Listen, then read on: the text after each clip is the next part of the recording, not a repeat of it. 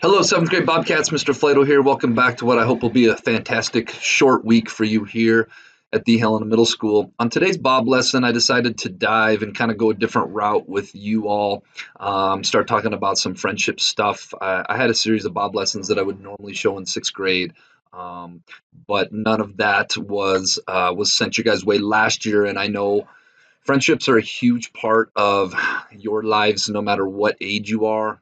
Even my age, when you're younger, and everywhere in between. Friendship is such an important part of life. We're all very much social creatures and social beings. And I know friendships can really start to get complex, and a lot of stress and some drama comes with that starting in seventh grade into eighth grade for a while.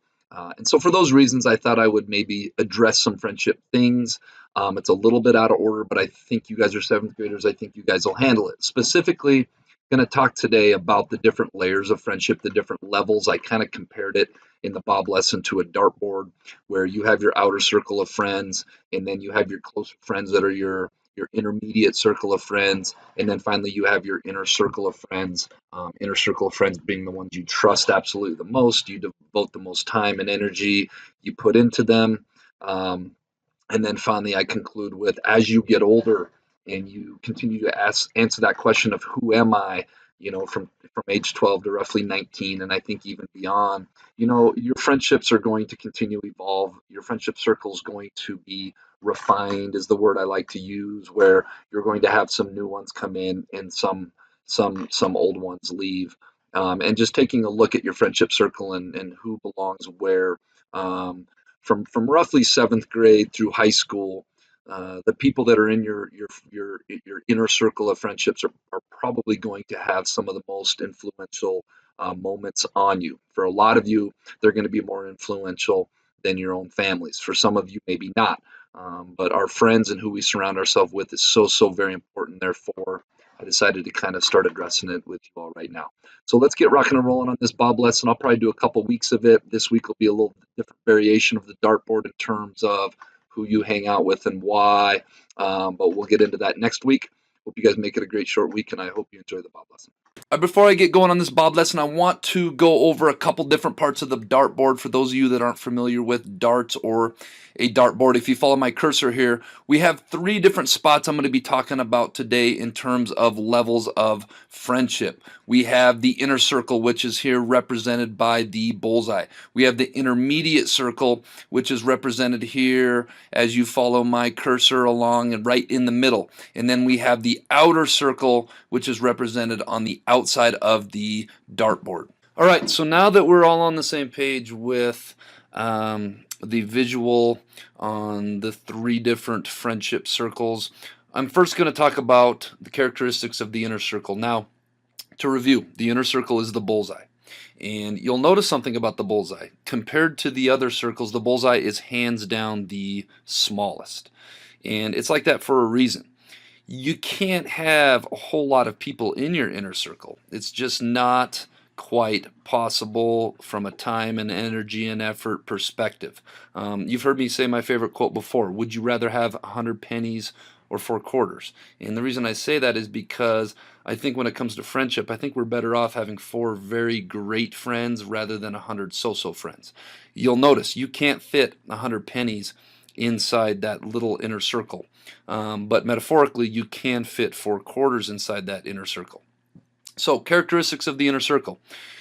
Inner circle are people who you consider great or your best friends. Newsflash, folks, especially to some of our female students, because I see this more with female students than male students, you can have more than one best friend. I know best is a lot of times translated into singular, but you can have multiple best friends. I know if you ask me about my friendships, I probably have a half a dozen people that I consider like my best friends. Friendship isn't a prioritizing type thing. You can have multiple best friends. People who you confide in and share your innermost thoughts and feelings with. These are people in your inner circle. People who you have high levels of trust with. When I think about my inner circle, I think about if I was to leave my dog with somebody for the weekend, who would I 100% trust with with the highest degree of certainty that they would keep her alive and keep her out of harm's way, make sure she has water, make sure she has food. Some of you that know me and have met my dog, maybe walking to school outside my parents' house, know how much I love my dog and know how important she is to me. So these are people in my inner circle, people who you put the most time and effort into. Even though the inner circle is the smallest, it requires the most energy, the most effort to keep those inner circle friendships alive and possible. And finally, people whose friendships you value the most. These are people that you just naturally connect with, that you trust with, that you confide in, that you consider to be your best friends. All right, we talked about the inner circle. Now let's talk about the intermediate circle. Just to review real quick. The intermediate circle, if you're looking on your dartboard on the left, is the blue and green alternating circle that is the smaller of the two circles. It's not the bullseye, it's not the outer one, but it is the intermediate one. Now you're going to notice a couple things about it. You're going to notice that it is many times larger than the bullseye. And that is because you're going to have more friends in your intermediate circle than maybe you do in your inner circle. And you're also going to notice that it is not as big as your outer circle. And that's because you're going to have more select people in your intermediate circle than you do your outer circle. So let's talk about characteristics of the intermediate circle. These are people who you consider to be good friends. Maybe not great friends, maybe not your best friends, but people you consider to be good friends. These are people that maybe you don't keep in contact with every week or every day, but maybe you keep in contact with every month, maybe through text, maybe through phone call, maybe through social media. These are people who you kind of pick and choose what you want to confide and share your inner thoughts and feelings with. Maybe they don't know your whole life story, everything's going on in your life, but they know most of it. These are people who you have a moderate level of trust with. You may not trust them with the most important things in life, but you can trust them with most things. And obviously, these are people whose friendship you value. All right, so finally, let's talk about characteristics of the outer circle. Just to review, the outer circle is the bigger part of the red and green that goes around the outer perimeter, and the inside part of it is the intermediate red and green. So you'll notice that the outer circle is the biggest part, and that's because this is where most of your friendships will be, especially as you get older. These are people who you consider friends, not good friends, not great friends, but just people that you consider friends, people you're cool with, people that you get along with, people that you like to be around. These are people who you don't necessarily confide and share your inner thoughts and feelings with, that they don't get to know. They don't have the privilege of getting to know everything about you. These are people who you like, but don't maybe put the highest amounts of time or effort into. And this is where most of your friendships will be. Come in contact with more people, and there's definitely, I have a lot of friends out there, people that I consider to be friends, but they're not intermediate circle friends, or they're not inner circle friends by any means. So as you get older, a lot of people will end up settling into this area, and when we go to this next slide, I'm going to explain why.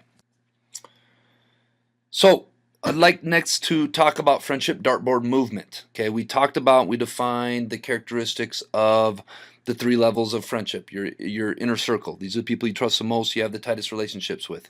Your intermediate circle, these are somewhere in between your inner circle and your outer circle. There's only so much space in each circle of your friendship dartboard, and again, when we talk about your inner circle, it's small and it's not very big, and I think it grows bigger as you get older, as you get to meet more people and you get to identify more people that you have the most in common with, that over time prove their worth to be in the inner circle. You only have so much time and energy to give in friendships. You can't have 15, 20, 25 best friends. It's physically impossible to put the energy and the time into making those friendships what they are. Again, good friendship needs time and energy and effort to put into those, and as human beings, we only have so much time every day to work on our friendships.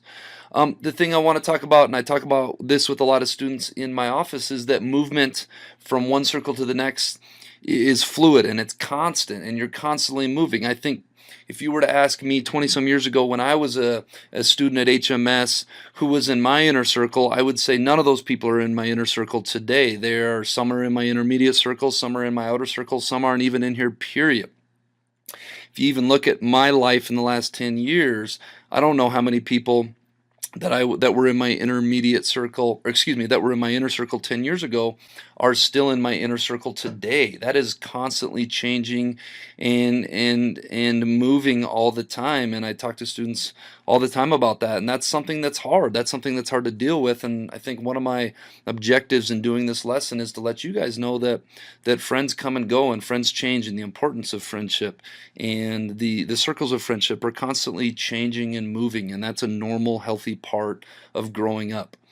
So I'm encouraging you guys to spend some time reflecting on who you have in your inner circle, who you have in your intermediate circle, who you have in your outer circle, and why do you consider them to be in that part, and whether they belong to be in that part. Maybe they need to be bumped up a circle. Maybe they need to be bumped out a circle. I don't know what that answer is. That's for each and every one of you to spend some time processing and figuring out. So let's talk about the other side of that. You guys have seen this list. If you want to move up the ranks of somebody's friendship, hey, these answers came from you wonderful students at the Helena Middle School.